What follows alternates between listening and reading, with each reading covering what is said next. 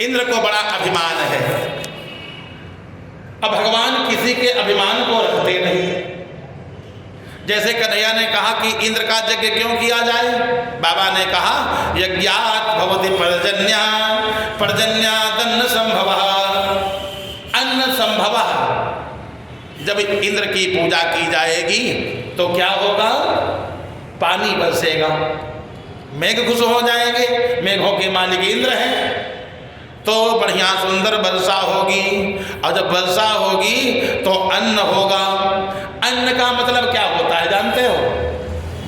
लोग कहते हैं अन्न का मतलब खाली अनाज, अनाज नहीं, जो कुछ खाया जाए सब अन्न है। यहाँ तक पुरुष को भी अन्न ही कहा गया है।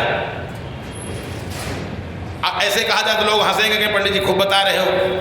हम आप सब अन्न हैं, जो खाया जाए वो अन्न को हम भी खाए जाते हैं। हाँ हाँ, जैसे पानी बरसा, अनाज हुआ, अनाज को हमने खाया और हम तैयार हो गए। अब तब तक शेर ने देखा कि खाने वाला बहुत बढ़िया है, शेर ने हमको खा लिया, हमको खा लिया, तो बताओ खाएगा कि नहीं खाएगा?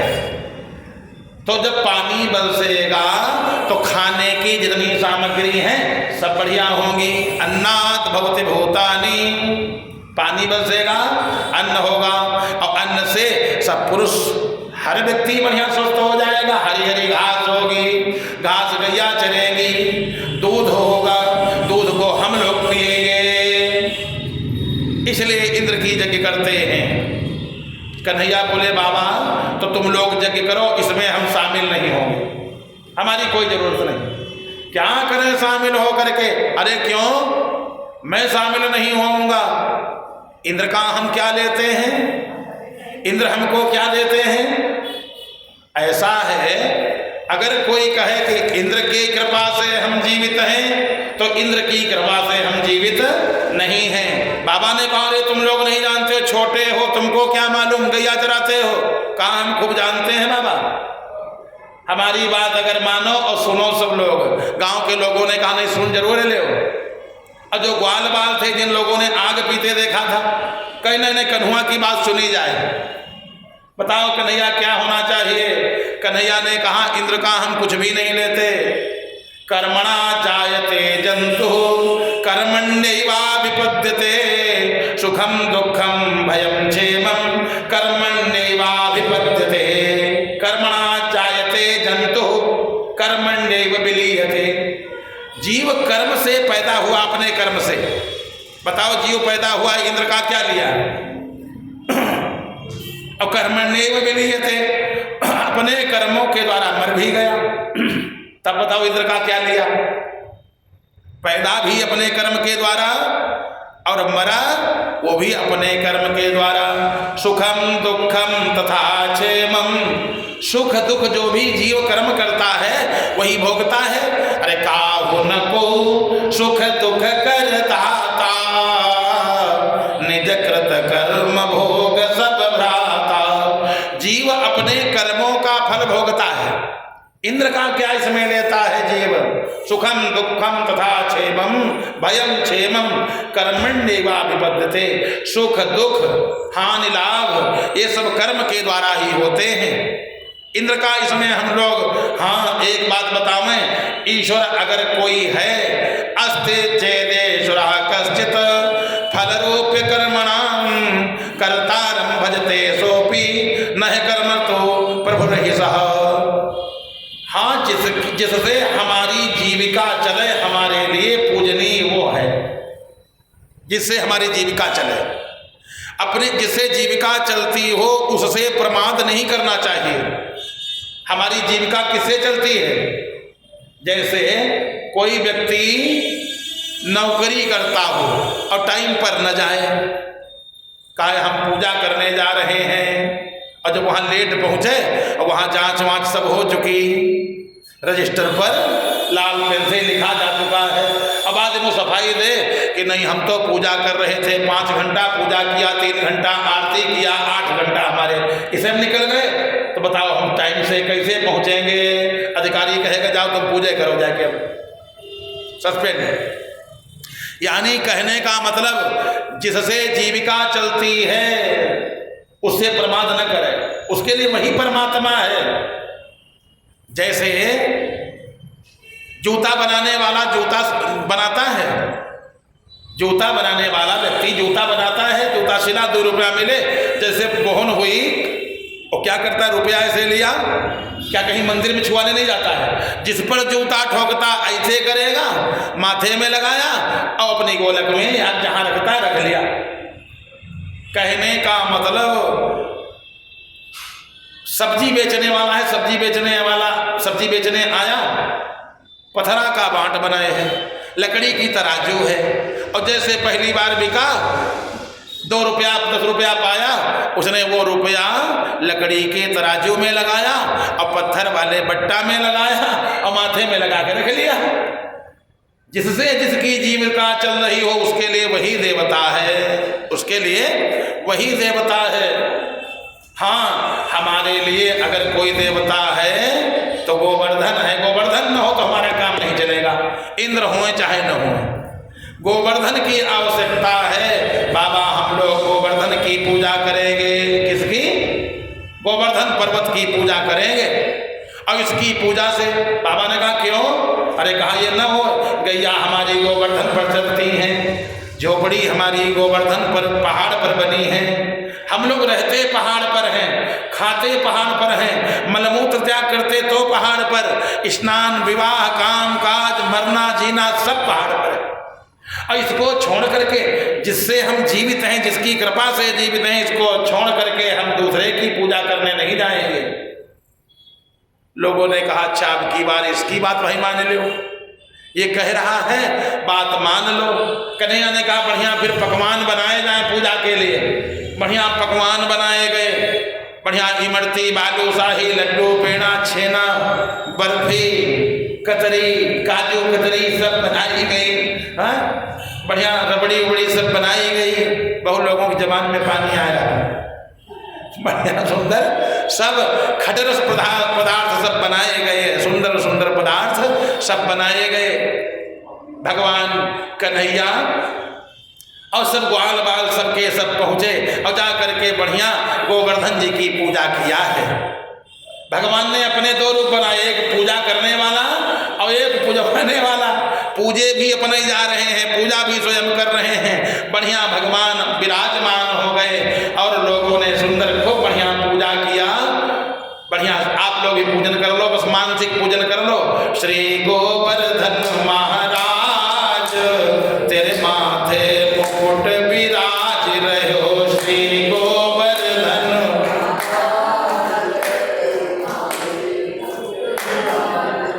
तेरे कानन कुंडल सोह रहे, तेरे कानन अर्ध कुटी बनी विशाल, तेरे माथे मुकुट विराज रहे हो, श्री गोवर्धन महाराज महाराज तेरे माथे मुकुट। तो पे पान चढ़े तो पे फूल चढ़े, तो पे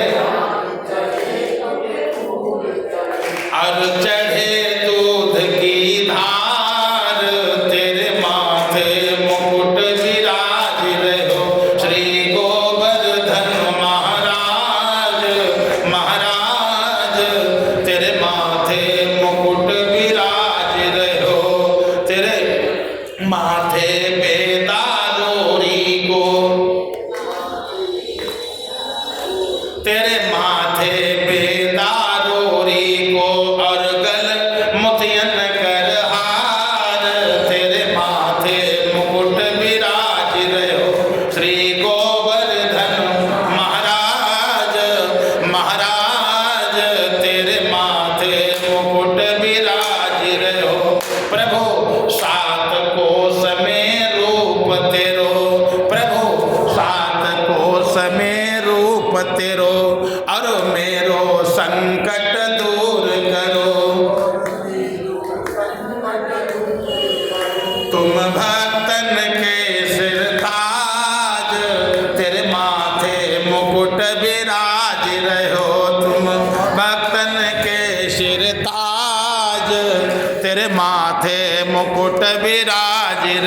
श्री गोवर्धन महाराज, महाराज तेरे माथे मुकुट विराज रहे हो। बोलो गोवर्धन महाराज की।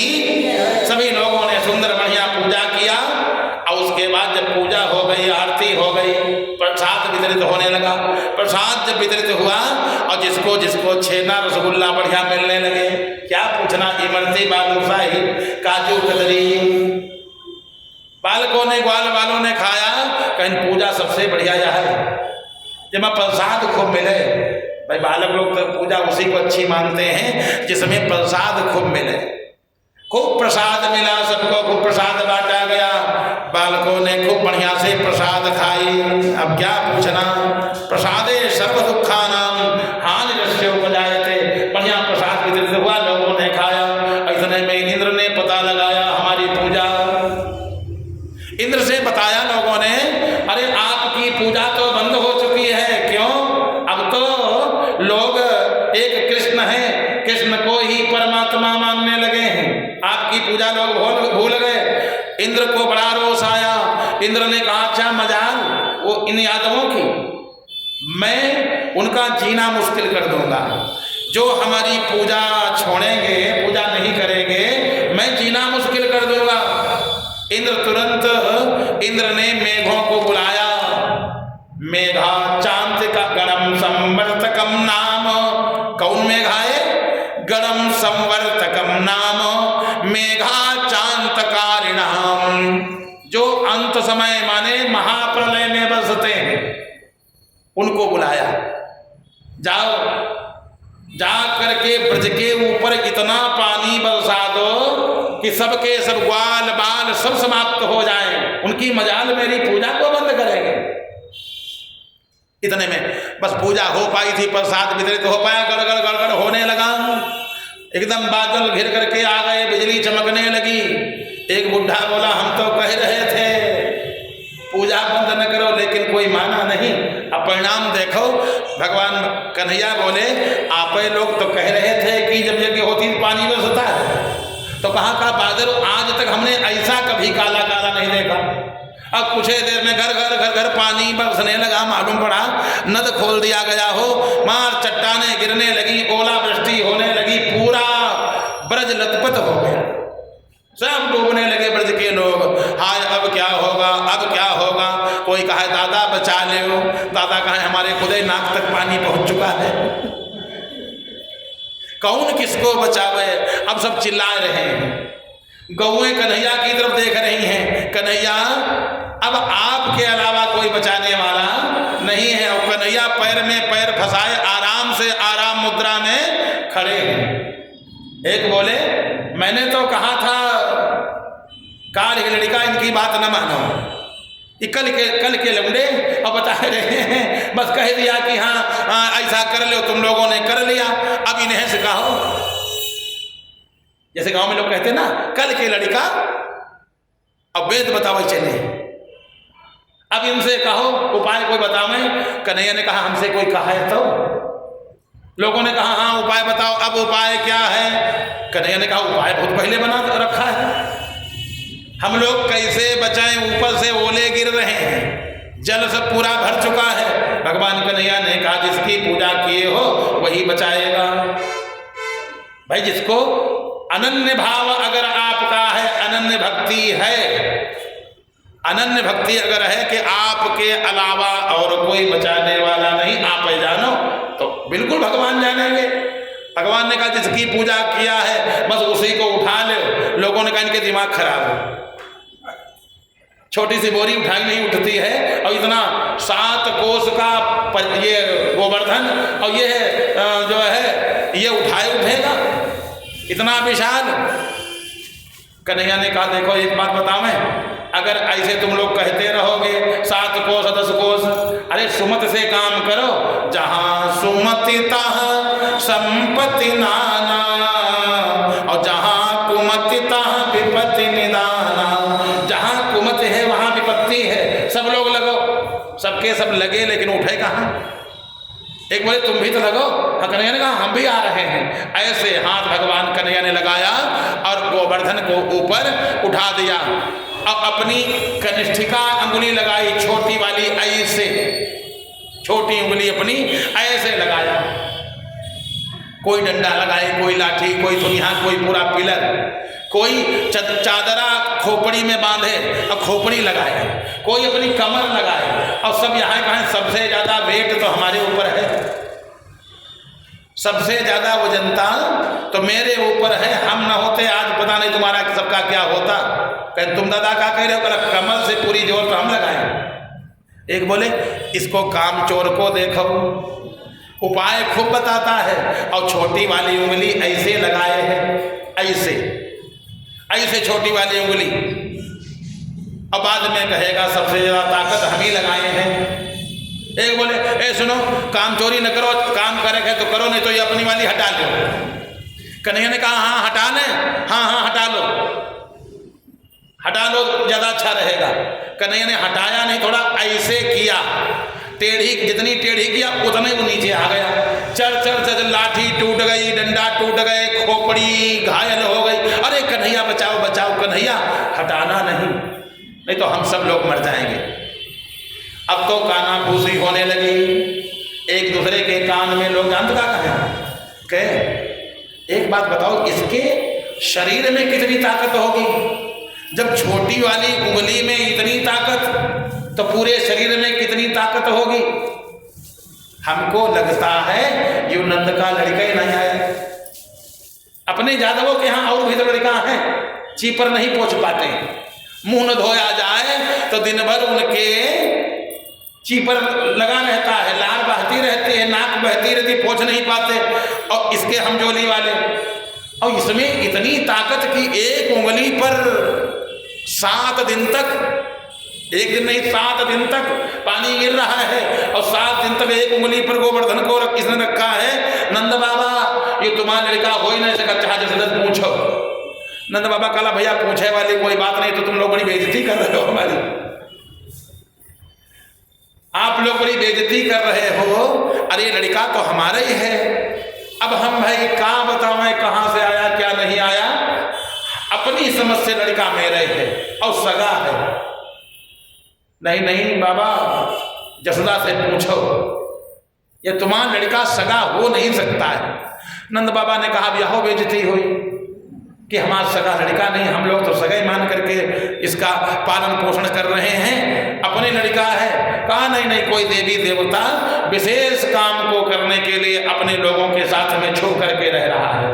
ये यादव नहीं हो सकता, यादव का बालक नहीं हो सकता है, ये यादवों ने ही कहा। धीरे धीरे करके तब तक एक लड़का बोला बाबा लागत तो हम होगी यादव ना आए।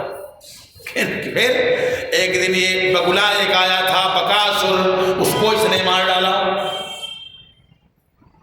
और जब सकट भंजन किया था, इसकी टांग लंबी हो गई थी, का कौन लड़का की टांगों लंबी हो गई। इसने अघासुर को मारा, बकासुर को मारा, कालिया नाग को भी परास्त किया। और बाबा एक दिन आग लग गई थी, आग पी गया जंगल में। ये साधारण लड़का नहीं है, कोई यादव है ही नहीं, ये कोई छुप करके रह रहा बाबा, ये आग पी गया था। अब तो पूरी पोल खुलने लगी। भगवान कन्हैया ने कहा हाय अब क्या हम करेंगे, जहां भी पानी बस खत्म हुआ बाहर निकलेंगे, सब लोग पूजा मेरी करेंगे। लोग कहेंगे भाई ये देवता हैं, परमात्मा हैं, चलो इनको माला पहनाया जाए और भोग लगाया जाए। फिर दौड़ दौड़ करके थोड़ी भोजन मिलेगा, कोई भोग लगाएगा तो मिलेगा, नहीं लगाएगा तो नहीं मिलेगा। मंदिर में बैठे हैं और भोग उतनी दूर रखे जो बेचारे उठा खाने दो, भोग लगाना पड़ेगा। विग्रह को, भगवान के विग्रह को तो भोग लगाने की आवश्यकता है, विग्रह कोई काम नहीं करता। तो कन्हैया ने कहा अब गजब हो जाएगा। तब तक पानी बंद हुआ, सबको बाहर निकाला और गोवर्धन पर्वत को यथास्थान स्थापित कर दिया। सबके सब लोगों ने कहा जल्दी से आरती ले आओ, एक कहीं पूजा सामग्री ले आओ, दूसरे बोले माला ले आओ, चंदन ले आओ, इसके चंदन लगाया जाए, पूजा किया जाए। भगवान ने कहा काम अभी बहुत करना है, पूजा पहले होने लगेगी। कहो अपनी पूजा करवाएं और कहो आगे सब काम करें। भगवान ने वहीं पर थिरक करके नाचना शुरू कर दिया। वहीं पर नाचना शुरू कर दिया और भगवान खूब नाचे। जितनी ग्वालिनियाँ थीं, गोपों की कन्याएं, वो भी सब नाचने लगी। और जब सब नाचने लगी, भगवान थिरक करके नाच रहे थे। बूढ़े लोग कहने लगे, एक बात बताओ, ताकत जरूर ज्यादा है लेकिन नचनिया कबू भगवान नहीं हो सकते। भगवान ने सबको मोहित कर दिया, मोह में फिर डाल दिया। लोगों ने कहा नाचने वाला कहीं भगवान हो सकता है। भगवान खूब थिरक करके नाचे। आजकल जो नाच करके दिखाते हैं ना, और कहा तो क्या हो रहा है, कहीं रास हो रहा है, रास, रास लीला। वो रास लीला नहीं है, वो रहस्य लीला है। शिव विरंची कहाँ मोह है। ब्रह्मा जी मोहित हो जाते हैं, शंकर जी मोह में पड़ जाते हैं, और दूसरे कौन बात का है, अपने लोग तो बहुत छोटे हैं। शिव विरंची कहाँ मोह है, को है बपुरान, असजिय जानि भजहि नर, मायापति भगवान। जो भगवान की भक्ति करते हैं, इस रहस्य को वही जान सकते हैं। जो भगवान के भगत हैं वही इस रहस्य को जान सकते हैं, सबके बस की बात नहीं है। भगवान थिरक करके नाचे हैं। और इधर भगवान, इधर क्या हुआ, नारद जी ने बीड़ा उठाया और कंस महाराज के यहाँ पहुंच गए। श्रीमन नारायण नारायण नारायण, श्रीमन लक्ष्मी नारायण नारायण नारायण,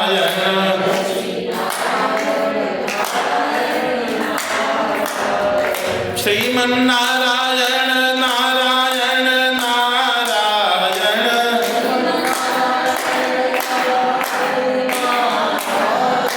बद्री नारायण नारायण नारायण,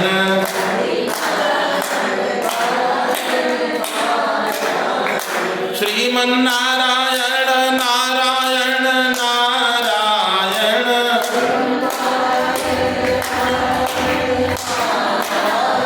सूर्य नारायण नारायण नारायण,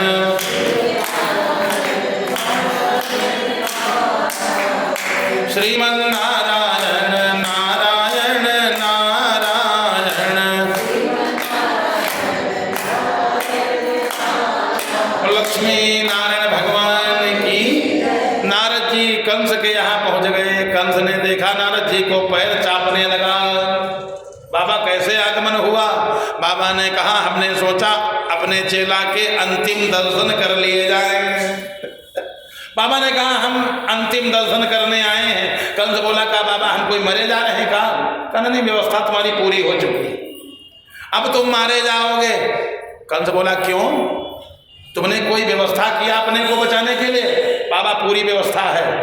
बाप को जेल में बंद किया है, वसुदेव देवकी को भी जेल में बंद कर दिया, और हमारे तमाम अनुयायी हैं कौन, अघासुर बकासुर तृणावर्त पूतना, इनको सबको मैंने बालकों का वध करने के लिए भेज दिया। क्योंकि उस कन्या ने कहा था तुमको मारने वाला, तुम्हारा काल पैदा हो चुका है, तो मैंने भेज दिया है। एक नहीं सैकड़ों लोग गए हैं और सब बालकों का वध कर रहे होंगे, हमारा आदेश है। बाबा ने कहा एक बात बताओ, अच्छा बड़े होशियार बनते हो, जितने गए थे मारने आज तक कोई बताने आया कि कितने लोगों को मारा। कहा बाबा बताने तो कोई नहीं आया, आप तो सब कहीं जाते हो, आपने जरूर देखा होगा पूतना को, अघासुर को, बकासुर को। बाबा कहा हम देखे चले जा रहे हैं। क्या पूतना को मारने वाला और को नहीं, ये सब तुम कह रहे हो कहाँ चले गए, ये सब मृत्यु के मुंह में चले गए, काल के गाल में समा गए। किसने मारा, जो नंद के पुत्र हैं कृष्ण और बलराम, वो देवकी के पुत्र हैं। नंद के यहाँ खाली पल रहे हैं, देवकी वसुदेव ने तुम्हारे साथ बड़ी चाल किया है, अब उसमें तुम्हारा बाप भी शामिल है। नारद जी ने और थोड़ी सी मिर्च मसाला लगा दिया। कहा ये वसुदेव देवकी का काम है, बिटिया नहीं हुई थी, हुआ लड़का ही था, ये लोग वहां पहुंचा दिए, उसमें तुम्हारे बाप ने मदद किया। कहा बाबा तब तक तुम पेड़ा वड़ा खाओ, हम तब तक अपनी बहन बहनोई वसुदेव देव की खोपड़ी काटें। हमारा बाप अभी राजा बनना चाहता मालिक, वो खोपड़ी काट लें।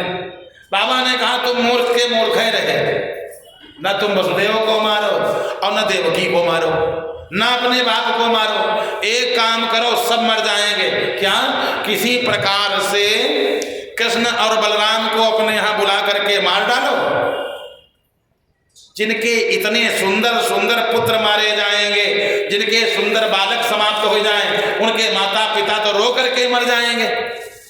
इन बुजुर्गों को, बूढ़ों को मारने से क्या मिलेगा?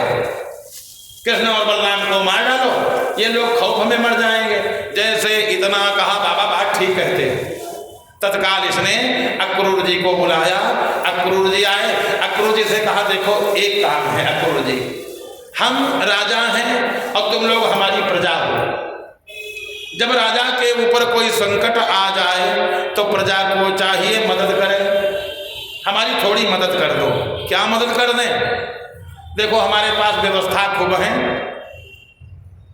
ये जो कृष्ण और बलराम ब्रज में पल रहे हैं नंद के यहाँ, ये देवकी के पुत्र हैं और इनसे मेरी मृत्यु होगी। इनको तुम बुला लाओ जाकर के किसी प्रकार से। बढ़िया कार्ड मैंने छपवा रखे हैं, धनुष यज्ञ के कार्ड छपवाए हैं मैंने। ये निमंत्रण कार्ड लेकर के जाओ। नंद आवे चाहे ना आवे, तुम वो काम करना दोनों बालक आ जाएं, ऐसा काम करना है। और जैसे वो आएंगे, मेन गेट पर कुबलया पीड़ हाथी है, वो मार देगा। अगर उनसे बच गए, हमने सुना है बड़े बलवान हैं, चंचल हैं, चपल हैं, उनसे अगर बच गए तो मुष्टिक, चाणूर, सल, तोसल हैं, ये लोग मार डालेंगे। अपने यहाँ पूरी व्यवस्था है। अखाड़ा मैंने खुदवा दिया है। धनुहा बहुत विशाल, जिसको 50 लोग उठा करके एक मंच पर रखें, इतना विशाल धनुहा मैंने रखा है। लेकिन ये सब ड्रामा है। मैं केवल दोनों को मारना चाहता हूं, कृष्ण और बलराम को। ऐसा करना कि हमारा भी काम बन जाए, वो आ जाए। ये गोपनीय बात वहां बताना नहीं तो आएंगे नहीं, भाग जाएंगे कहीं। अक्रूर जी ने कहा महाराज आप बड़े स्वार्थी हो। अक्रूर जी ने समझाया महाराज आप बड़े स्वार्थी हो। आप जानते हो कि दुनिया के जितने बालक हैं सब मार डालें तो हमारी मृत्यु नहीं होगी।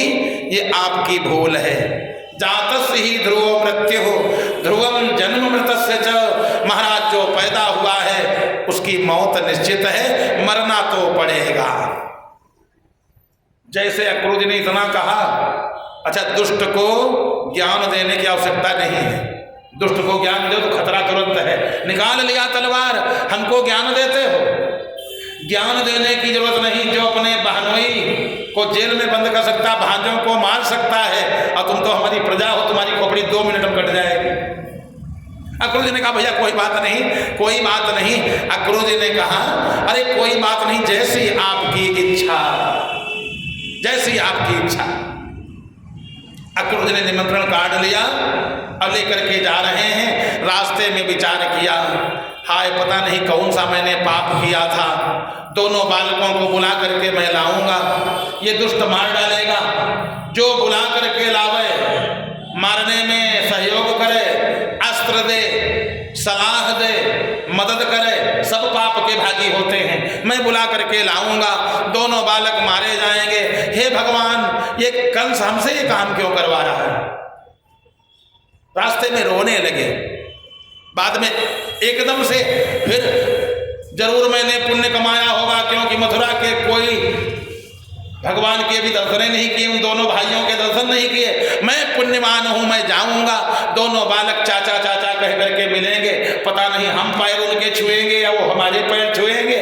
उनको मैं कार्ड दूंगा, उनके दर्शन जब मैं करूंगा, अवश्य मैंने कोई पुण्य का काम किया होगा, तभी तो पहले दर्शन, सबसे पहले दर्शन मैं करूंगा जाकर के। अपने आप रथ, घोड़े अपने आप चल रहे हैं, हाका नहीं जा रहा है। सायंकाल हो गया, शाम को मथुरा में भगवान कन्हैया गौओं को बांध रहे थे। तब तक अक्रूर जी पहुंचे, रथ रुका, गौशाला के अंदर प्रवेश किया जहां गैया बांध रहे भगवान कन्हैया। दोनों भाई दौड़ करके अक्रूर जी के पैर छूते हैं। और चाचा सब ठीक है? चाचा ने कहा ठीक क्या है, दुष्ट राजा के राज्य में तो कुछ ठीक हो ही नहीं सकता है। हम ये निमंत्रण कार्ड लेकर के आए हैं और भैया तुमको मार डालने की पूरी व्यवस्था है। अक्रूर जी ने कहा खोपड़ी भले काट ली जाए वहाँ, लेकिन इनसे हम बता जरूर देंगे। जैसे कन्हैया ने पैर छुआ, चाचा कहा यानी अगर शत्रु पक्ष से भी कोई व्यक्ति आया हो तो उसका भी सम्मान करना चाहिए। हो सकता है गोपनीय बातें बता दे या वो आपके पक्ष में आ जाए। अक्रूर जी पक्ष में आ गए, अक्रूर जी ने पहले भी पक्ष में थे, अब और पक्ष में आ गए। जो गोपनीय बातें थी, बहुत लोग कहते हैं हम अपनी खोपड़ी काहे कटावें। अक्रूर जी ने कहा खोपड़ी भले ही काट ली जाए, मैं इनसे पूरी बात बता दूंगा, तुमको मार डालने की पूरी व्यवस्था है। कन्हैया ने कहा चाचा बस रात में 12 बजे बात होगी हमारी आपकी। बाबा ने कहीं सुन लिया, मैया ने सुन लिया तो मैया जाने नहीं देगी, रो करके मर जाएगी। अक्रूर जी शांत हो गए। नंद बाबा बोले कौन आया कान्हा? अरे देखो मामा के यहाँ से निमंत्रण कार्ड आया है, चाचा आए हैं। नंद बाबा आए, कार्ड प्राप्त हुआ। नंद बाबा ने दरवाजे पर ही अक्रूर जी का स्वागत किया। लिखा है एक बैल का दान किया है, दान किया जाता है। एक वृषभ का दान किया है किसने? नंद बाबा ने। स्वागत में एक बैल दिया, बढ़िया जलपान कराया, भोजन कराया और बातें हुई। महाराज दोनों बालकों को लेकर के आप कल वहां उपस्थित हो, ऐसा महाराज का निवेदन नहीं आदेश है। आपको चलना है, बालक जरूर चलें। बात तय हो गई, सवेरे चलेंगे। भोजन हुआ, शयन होने लगा। भगवान कन्हैया और बलदाऊ भैया दोनों भाई अक्रूर जी के पैर दाबने लगे। अक्रूर जी के पैर चापते हैं। अक्रूर जी ने पूरी बातें बता दिया और कहा भैया अपनी व्यवस्था से चलना, वहाँ तमाम सैनिक हैं। भगवान कन्हैया ने कहा चाचा बिल्कुल चिंता न करो, ये बात हमारे छोड़ो, तुम चिंता क्यों करते हो। प्रातः काल हुआ, रथ रात में तैयार था, सबके सब चल पड़े। अब सखा लोग आए थे, चलो गैया चराने चले।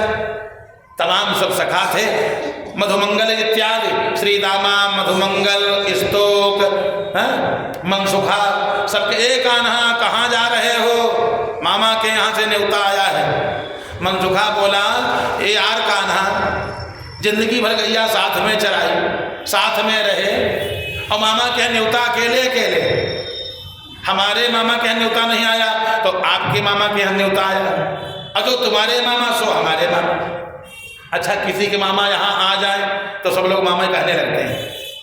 अगर किसी के मामा आ जाए तो सब मामा, बहन जी आ जाए सब बहन जी, यानी संबंध तुरंत। अरे गांव में कोई एक मामा आ जाए, पूरे गांव के लड़का सब मामा कहते हैं। लखनऊ मामा मामा कहते कहते मामा चौराहा होगा, मामा चौराहा। पहले प्रेम बहुत था ना, प्रेम बहुत था। कहा अरे भाई जब तुम्हारे मामा सो मेरे मामा, हम भी चलेंगे। कन्हैया ने कहा जाओ कपड़े तो पहन आओ कम से कम। मनसुखा बोला घर जाएंगे वस्त्र पहनने, हमारी माता जी आने ही नहीं देंगी तो तुमको नहीं ले जाएंगे। तो 10-20 ग्वाल बाल रथ में लटक लिए, चले गए लटक करके। जमुना जी अथाह बढ़िया बह रही हैं। आज अक्रूर जी ने कहा कन्हैया हम आज क्या बतावें, न तो पूजा कर पाए न स्नान कर पाए, सवेरे सवेरे चल दिए। कन्हैया ने कहा चाचा स्नान कर ले। चाचा स्नान करने के लिए गए, डुबकी लगाया, देखा अंदर 2 बालक बैठे हैं, वही जो रथ पर बैठे थे। चाचा बाहर आए, देखा रथ पर बैठे हैं। फिर चाचा जल्दी से गए, झड़प से कूदे, देखा पानी के अंदर फिर दोनों बैठे हैं। कन्हैया ने कहा चाचा जल्दी से स्नान कर लो, न देर हो जाएगी और वहाँ आधे तमाशा तो ऐसे निकल जाएंगे, जल्दी स्नान कर लो। अक्रूर जी हाथ जोड़ करके खड़े भये, एक बात बताओ, हम तो स्नान करना चाहते हैं, आप स्नान करने नहीं दे रहे हो, क्यों? तुम ये पहले बताओ, तुम 2 लोग हो कि 4 लोग हो? कन्हैया ने कहा हम तो 2 लोग हैं। कहा फिर इसके माने हमारा दिमाग खराब है, आगरा जाए पड़िए, दिमाग खराब है। अरे यहाँ उहाँ 2 बालक देखा, मति भ्रम मोरी की आन विशेखा। हम यहाँ भी 2 लोग देख रहे हैं और वहाँ जल के अंदर भी तुम 2 लोग बैठे हो। पता नहीं तुम 4 लोग हो कि 2 लोग हो कि हमारा दिमाग खराब है। कन्हैया ने कहा चाचा अब देखो हम हैं कौन। कन्हैया तत्काल वहीं पर सहस्र रेखा पुरुखा सहस्राक्षा सहस्रपात शंख चक्र गदा पद्म लिए हुए भगवान बढ़िया सुंदर दर्शन दे दिया भगवान ने। जैसे अक्रूर जी ने देखा चरणों पर गिर गए, अक्रूर जी स्नात हो गए। अक्रूर जी ने कहा महाराज अब हम आपको नहीं छोड़ेंगे और आप हमको कभी मत छोड़ना। कन्हैया ने कहा अच्छा चाचा जल्दी चला जाए। रथ पर चले, मथुरा के किनारे पहुंच गए। बाबा आप लोग चलो, तब तक आप लोग नाश्ता पानी करो। बाबा आप लोग नाश्ता पानी करो, क्योंकि